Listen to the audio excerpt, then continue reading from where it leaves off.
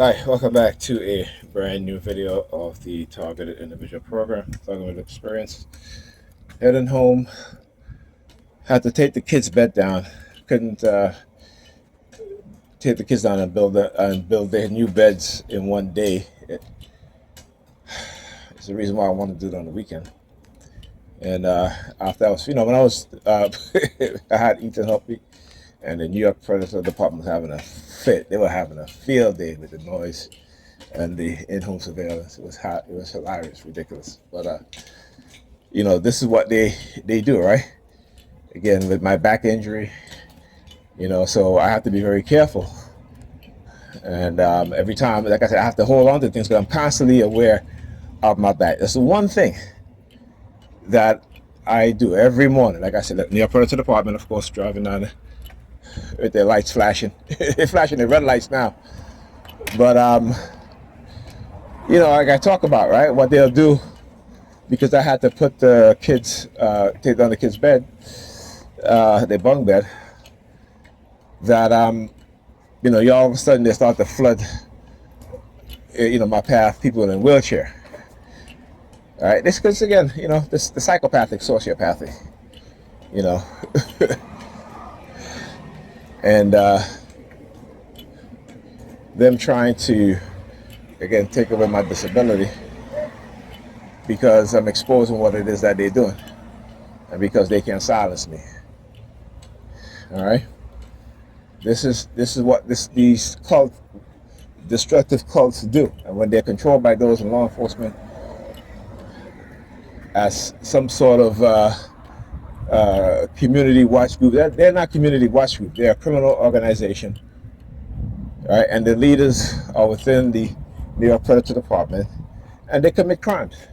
They commit crimes, right, in order to recruit people using coercive psychological measures and methods, using covert operations, right, to recruit you into you thinking that you're joining something that is worthy, and you're not. You're joining something that is destructive, that is masquerading itself as good. No, they're not. They're not good. You got to understand that whenever they operate in secrecy, that's not a good thing. All right, here in your first department, whenever they engage in psychological warfare against a person or a group of people, that's not a good thing. Look, new vehicle, LXR6324. I can always spot the new vehicles. All right, and like I said, they'll always be on the side of the street parked there where I'm, where I'm walking on. So yeah, proving it once again every time. And so I took a muscle relaxer before I started, which helped. But I was so tired afterwards. My body was aching, my hands was hurting. It's been a while. It's been when I put up the kid's bed, it was like what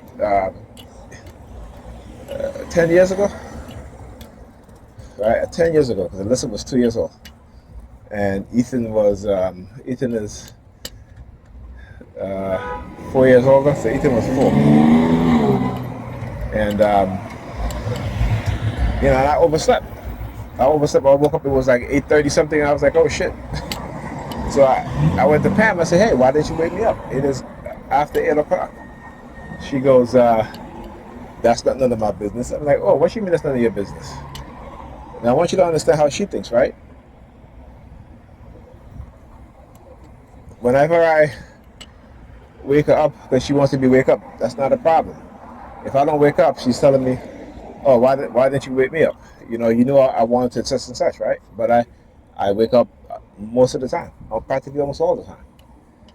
Well, for her, she's telling me, oh, it's not her business, and that's not her problem, and this and that. Again, same mindset I talk about when it comes to me. So I just, I like I said, I'm literally listening more to what she's saying because I already know her actions.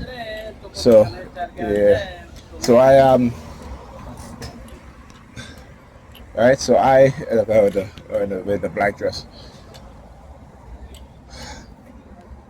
So I said to her, I said, when you come home from work at times and I'm sleeping, I'm resting myself. I'm resting in your bed. You come in there, you curse, you're angry about me being in your bed, right? Because it's fine when it's convenient for her, though. You know what I'm saying?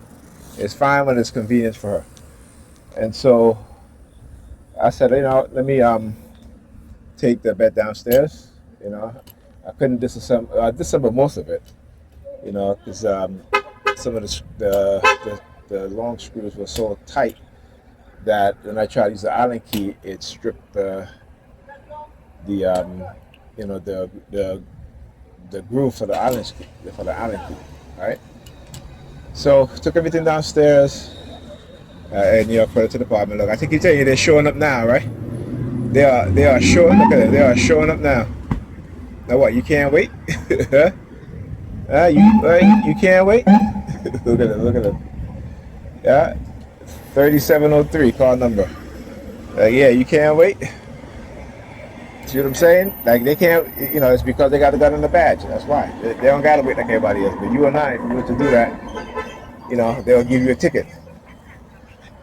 If they were right there, right, and a car beep his horn to get around them, they stepping out of their car, like, why you beeping? Giving the dude a ticket. You know what I'm saying?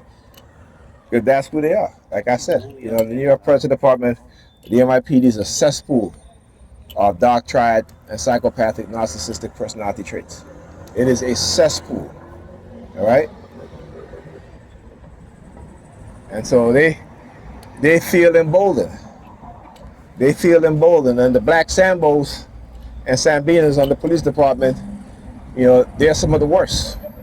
They're some of the worst because in the community where black people live and they're patrol and they act worse than the white racists, right? They act worse than the Hispanic racists on the New York police force, right? And they're racist too because they operate in a system that was built on racism. So you got to understand that. So just because they're black, that doesn't mean that they're not racist. All right? That is the only job in which a black people could be in, and they will exert the same racist behavior towards other black people than the white ones and the Hispanic ones and than the Asian ones, right? Than the the other groups of people who are in predator law enforcement and engage in crime against the black community and black people. Understand that, right? So, what it was is that she wanted me to stay. I didn't want to stay. Like I said, I don't want to stay. So she wanted me to stay. So that's why she was willing to let me oversleep, right? Because whatever it is that they're cooking up, it ain't working, right? It ain't working, right?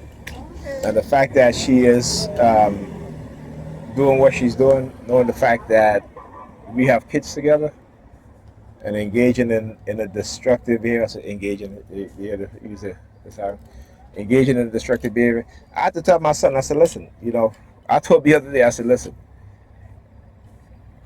if your mother get into a relationship and let's say she's married and she's moved in with a man and exhibit the same behavior that she's exhibiting, unless she go to therapy, that she might have a detrimental outcome. And I'm not wishing anything bad to happen to her, but understand when you're dealing with a narcissist who can't even recognize their toxic ways and think that people should just accept them for who they are without having to change. That's a danger, right? And particularly female narcissism. Female narcissism is some of the worst narcissists out there, and we don't talk about that a lot. Most females today are narcissists, and they're on a high level narcissist, right? Again, I'm not a psychiatrist, I'm not a clinical psychiatrist, so I'm not diagnosing them with any sort of mental illness, but I'm telling you just from what I see. When you look at the definition of narcissistic personality disorder, right, that's women, the majority. Yes, you have, they'll say, well, the men exhibit more narcissism, but I think it's different because men are more competitive. They are naturally competitive, and when you find a high level of narcissism amongst men, is in corporate, right? Like the financial system, other corporate organizations, like the fashion industry, clothing, and stuff like that, where you have people who are in positions of authority, supervisory, I should say, supervisory role and managerial role, which happens to be majority men. You will find a high level of narcissism within those men. That's without a doubt. But when it comes to your everyday individual, right? Women, females are more narcissistic. And then look, he's looking at the he's looking at the vehicle, the gray vehicle. Yeah, I know, right? This is what they do. Talk about using the color gray as a neutral color. Right? That's what they'll do. But anyhow, you tend to have that, I said to her, I said to my son and my daughter, I said, you have to understand your mother's personality, because she's not going to change. She's not going to change. She cannot identify within her own mind, except she'll tell me, she used to tell me, I'll go dark. You wouldn't want me to go dark, and I'm like, And at the time, I didn't take these things seriously because you didn't know. When you don't know, and this is early on in our relationship. So this was like in the late 2000, early 2000, right? Like 2008, and I met her in 2007, 2008. So and going forward. But yeah, okay. Look at that black person driving a Cybertruck. Ridiculous. A black person driving a Cybertruck. Like I said, my people will celebrate the people who were hell bent on destroying them. They will worship the people who was hell bent on destroying them. Right? So anyhow, really, I usually don't see those vans on this route. So I'm wondering, is there a delay of the buses? There might be a delay of the buses because again, the retaliation and the shit that they do. Oh look, I just realized they took the bench. You see, there's a bench on the other side, but they took the bench from here. Why? Why did they do that? Wow.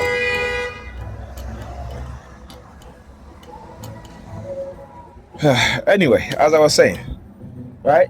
But your everyday person, and again, it is. I always like to say it is not their fault, and they don't even realize it. It is a psychological warfare, psychological conditioning that most people don't understand. And with women, it's harder for women to understand because there's so much distraction that's being thrown at them. Particularly when it comes to the destructive part of religion. Right? You have to know that, and you have to at least try. Like for Pam, I try to make her aware of things. Like I'll send her articles. Like I just sent her an article, even though it was by accident, on abandonment, particularly ghosting, when it comes to relationships, right? And how how it can affect her, or if she does to somebody else, how it would affect them. And so it's better that when you're breaking up a relationship with somebody, that you have that discussion with them and say, look, to give them closure. Right? That's important, because if it was being done to her, she wants closure. Right? But to be honest, most men are not going to give you closure because they want to have you, without them understanding it, but manipulating your emotions. Right? Because men will exhibit the fight or flight phenomenon even in relationships, right?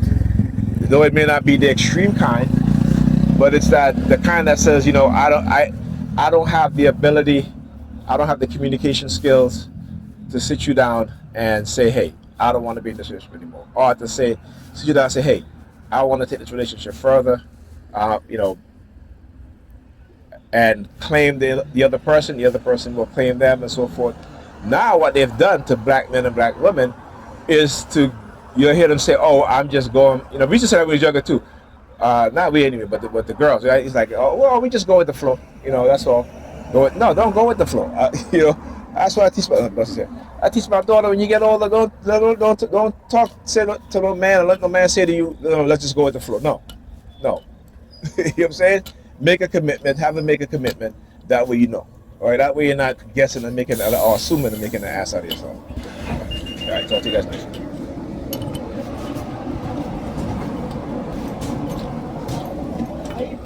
Thank you.